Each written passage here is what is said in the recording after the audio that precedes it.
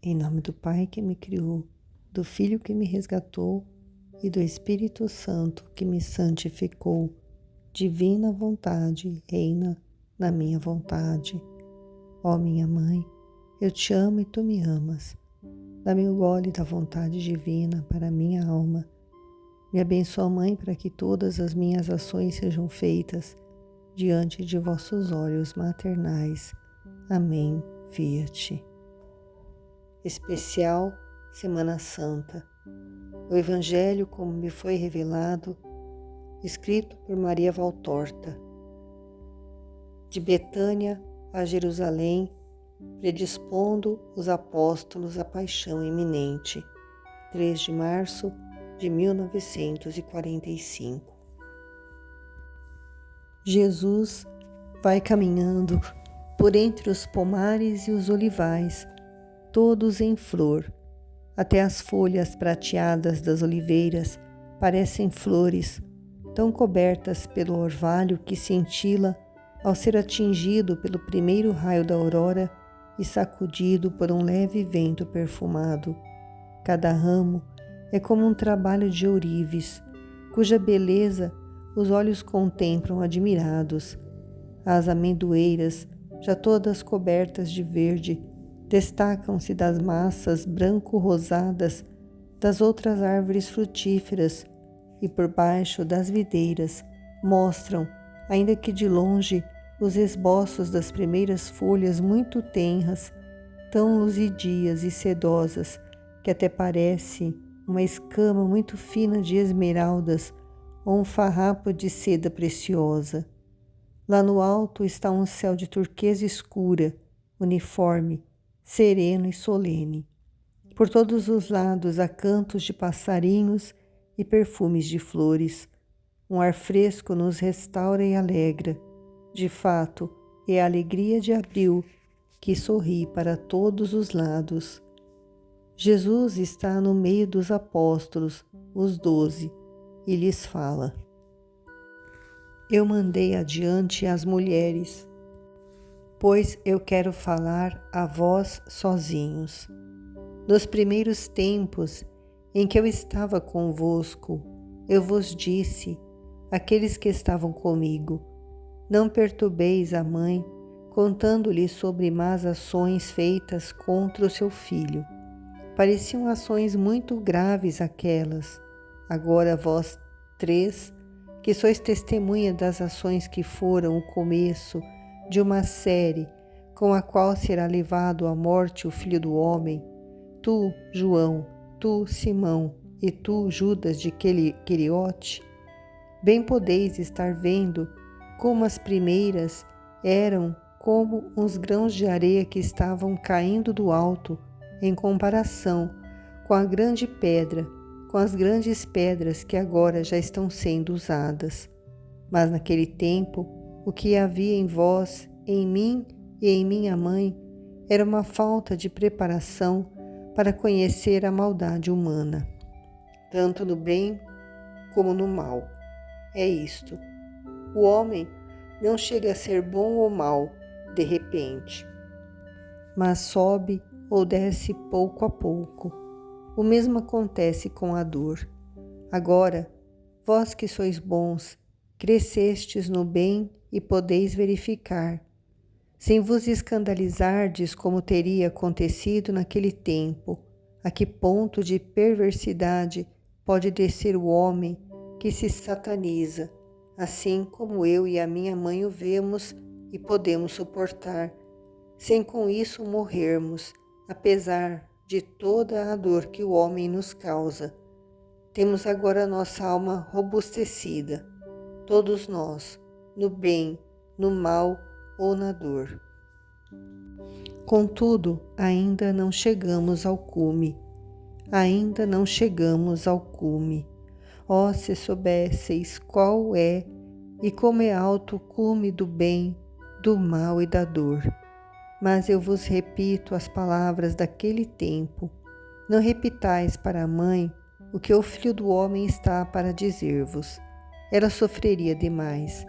Aquele que deve ser morto bebe a piedosa mistura que atordoa, a fim de poder esperar, sem ficar tremendo a cada instante, a hora do suplício. O vosso silêncio será como a bebida piedosa para ela, a mãe do Redentor. Agora eu quero, a fim de que nada fique escuro para vós, explicar-vos o significado das profecias. E vos peço que fiqueis comigo muito, muito. Durante o dia serei de todos. De noite vos peço que permaneçais comigo, pois eu quero ficar convosco. Eu sinto necessidade de não ficar sozinho. Jesus está muito triste. Os apóstolos o estão vendo e se sentem angustiados. Concentram-se ao redor dele. Até Judas vai ficar perto do Mestre como se fosse o mais afetuoso dos discípulos. Jesus os acaricia e continua a falar. Eu quero, nesta hora que ainda me é dada, aperfeiçoar o conhecimento de Cristo em vós. No começo, com João, Simão e Judas, eu tornei conhecida a verdade das profecias a respeito do meu nascimento. As profecias me anunciaram como melhor não as poderia pintar nem o mais exímio dos pintores, desde o meu alvorecer até o fim dos meus dias, pois o alvorecer e o fim de cada dia são as duas fases às quais deram mais destaque os profetas. Agora, o Cristo que desceu do céu, o justo que as nuvens deixaram chover sobre a terra, o rebento sublime, está para ser morto. Está como um cedro a ser espedaçado pelo raio. Falemos agora de sua morte. Não fiqueis suspirando nem balançando a cabeça. Não fiqueis murmurando em vosso coração. Não maldigais os homens. Isto de nada adianta. Nós estamos subindo para Jerusalém. A Páscoa já está próxima. Este será para vós o primeiro dos meses do ano. Este mês será para o mundo o princípio de um novo tempo, que não cessará nunca mais. Inutilmente, de vez em quando, o homem procurará inventar um tempo novo, tendo o nome de um ídolo deles. Serão fulminados e castigados. Não existe mais do que um Deus no céu e um Messias sobre a terra, o Filho de Deus, Jesus de Nazaré. Ele, visto de que se ele tudo dá, tudo pode querer e põe o seu selo real, não sobre aquilo que é carne, mas sobre o que é tempo e espírito. No 10º dia deste mês, cada um tome um cordeiro por família e por casa, e se não bastar o número das pessoas da casa para consumar o cordeiro, que ele chame o vizinho com os seus, até o número que seja capaz de consumir todo o cordeiro, porque o sacrifício e a vítima devem ser completos e consumados. Nenhuma migalha deve sobrar deles, e não sobrará.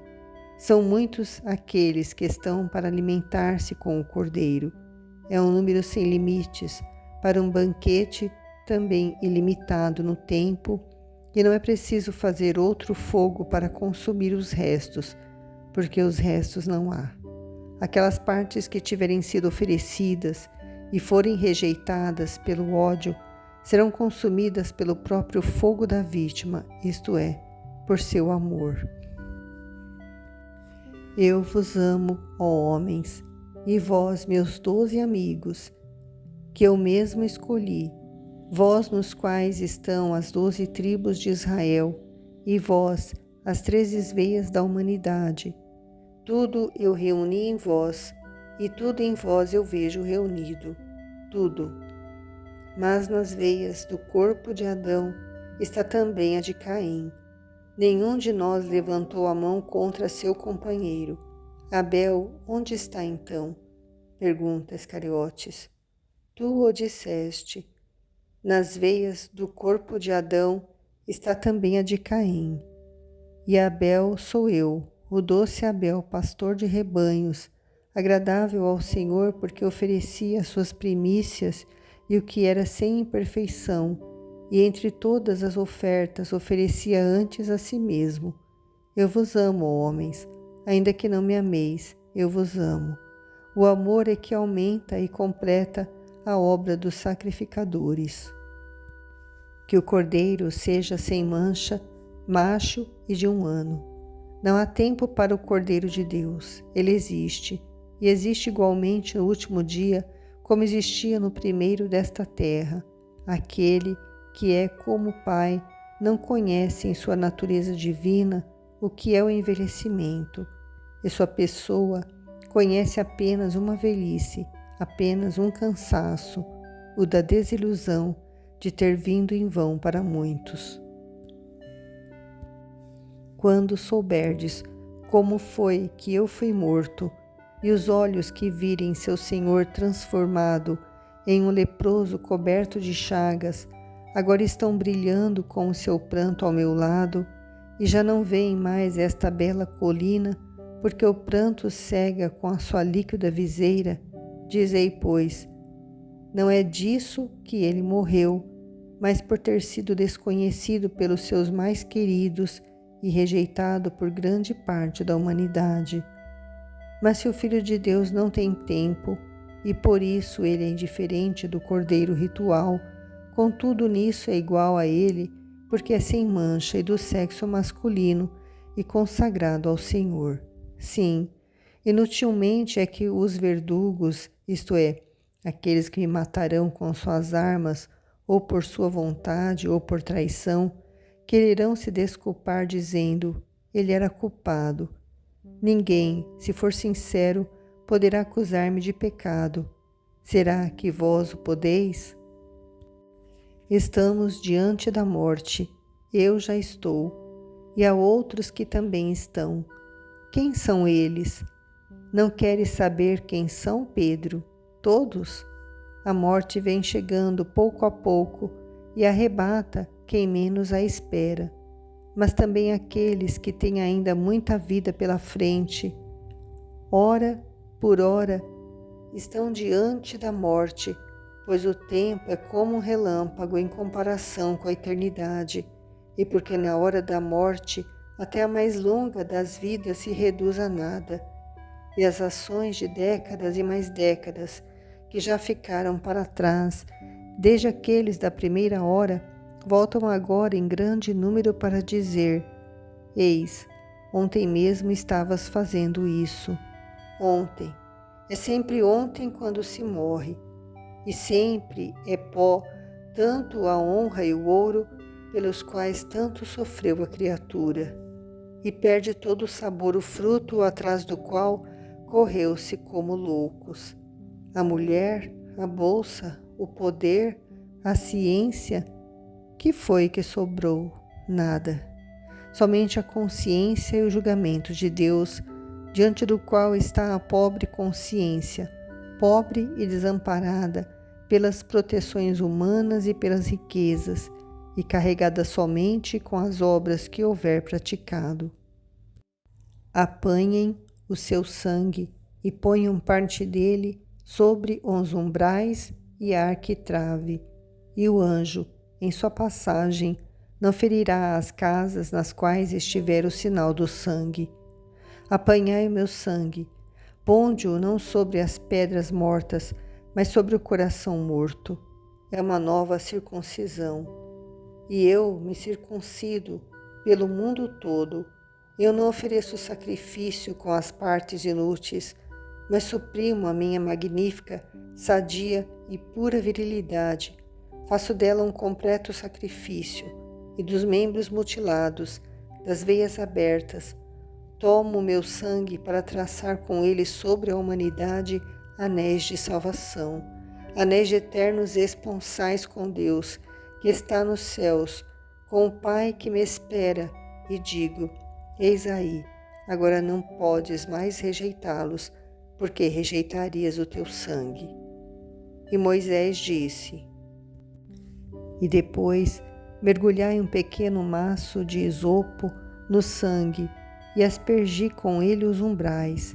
Então Será que não basta o sangue? Não basta. Ao meu sangue deve estar unido o vosso arrependimento. Sem arrependimento, um arrependimento amargo, mas salutar, inutilmente eu terei morrido por vós. Esta é a primeira palavra que o livro fala do Cordeiro Redentor, mas o livro está aspargido com ela.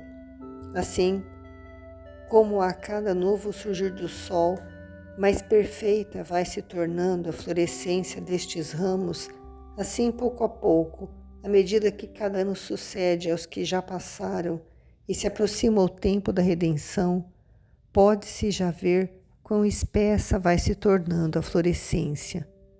E agora, com Zacarias, eu digo a vós e a Jerusalém: eis que vem o rei cheio de mansidão, cavalgando uma jumenta acompanhada pelo jumentinho. Ele é pobre, mas ele arruinará os poderosos que oprimem um homem. Ele é manso, e, no entanto, o seu braço levantado para abençoar vencerá o demônio e a morte. Ele anunciará a paz, pois ele é o Rei da paz. Ele, quando estiver pregado, estenderá o seu domínio de um até o outro mar. Ele que não grita, que não despedaça, que não apaga a chama de quem tem mais fumaça do que luz, daquele que é mais fraqueza do que força, daquele que merece a desaprovação, fará justiça segundo a verdade. O teu Messias, ó cidade de Sião, o teu Messias, ó povo do Senhor, o teu Messias, ó povo da terra. Sem ficar triste nem turbulento. E vós estáis vendo como em mim não há aquela tristeza cheia de desgostos do vencido, nem aquela rancorosa do perverso, mas somente a serenidade de quem está vendo até que ponto pode chegar quem está possuído por Satanás, que está no homem, e vedes que mesmo podendo fazer virar cinza só com um ato de minha vontade, eu durante esses 3 anos vim estendendo as mãos em um gesto de amor a todos, sem parar, e agora estas minhas mãos terão que se estender para serem feridas. Sem ficar triste nem turbulento, eu chegarei a estabelecer o meu reino. É o reino de Cristo, no qual está a salvação do mundo.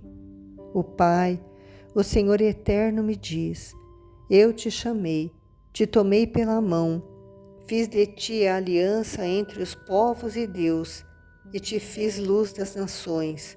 E luz eu tenho sido, luz para abrir os olhos de cegos, palavra para dar fala aos surdos, chave para abrir os cárceres subterrâneos daqueles que estavam nas trevas do erro. E agora, eu que sou tudo isso, vou morrer. Entro na escuridão da morte. Da morte, entendeis? Eis que as primeiras coisas anunciadas estão se cumprindo.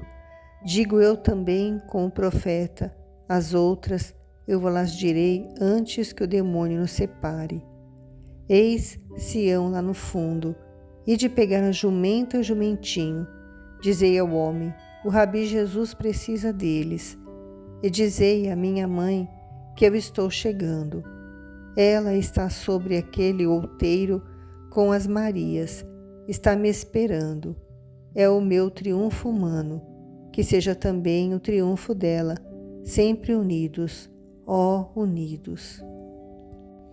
E quem é que tem um coração de hiena, a qual, com o golpe de sua pata cheia de garras, arranca o coração do coração materno, isto é, a mim, que sou seu filho? Será um homem? Não. Todo homem nasce de uma mulher, e por uma reflexão instintiva e moral, ele não pode tornar-se feroz para com uma mãe, porque pensa na sua. Portanto, não é um homem. Quem será então? Um demônio. Mas será que um demônio ofende a vencedora? Para ofendê-la, precisa tocar nela. Mas Satanás não suporta a luz virginal da rosa de Deus. E então, quem vós direis que seja? Não dizeis nada? Então eu direi. O demônio mais astuto se fundiu com o homem mais corrompido, e como o veneno contido nos dentes da áspide, fica fechado nele que pode aproximar-se da mulher e assim traiçoeiramente mordê-la. Maldito seja o monstro híbrido que é Satanás e que é o homem. Eu o amaldiçoo. Não, esta palavra não fica bem para o Redentor. E então eu digo à alma desse monstro híbrido o que eu disse em Jerusalém, a monstruosa cidade de Deus e de Satanás. Ó, se nesta hora, que ainda te dada, tu soubesses ver o teu Salvador. Não há amor maior do que o meu, e não há maior poder. Até o Pai consente se eu disser, eu quero. Nem eu sei dizer palavras que não sejam de piedade para com aqueles que caíram e que me estendem os braços lá do seu abismo. Ó alma do maior dos pecadores, o teu Salvador, perto já das soleiras da morte, se inclina sobre o teu abismo e te convida a que lhe des a mão. É verdade que não impedirás a minha morte, mas tu te salvarias, tu a quem eu ainda amo, e a alma do teu amigo não tremeria de horror ao pensar que por obra do amigo conhece o horror de morrer e com uma morte assim. Jesus se cala, está oprimido. Os apóstolos cochicham uns com os outros e perguntam, mas de quem ele está falando? Quem será?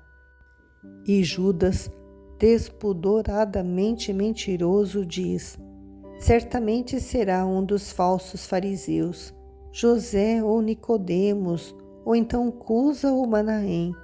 Todos esses estão com as cabeças quentes e pensando em seus negócios. Eu sei que o Herodes e sei que o Sinédrio, ele confiou demais neles. Vede que nem ontem eles estiveram presentes. Eles não têm coragem de enfrentá-lo. Jesus já não ouve. Ele foi adiante e encontrou-se com a mãe, que está com as Marias, com Marta e Susana. Só falta Joana de Cusa no grupo das mulheres piedosas. Continua em O pranto sobre Jerusalém e a entrada triunfal na cidade santa. Morte de Anália.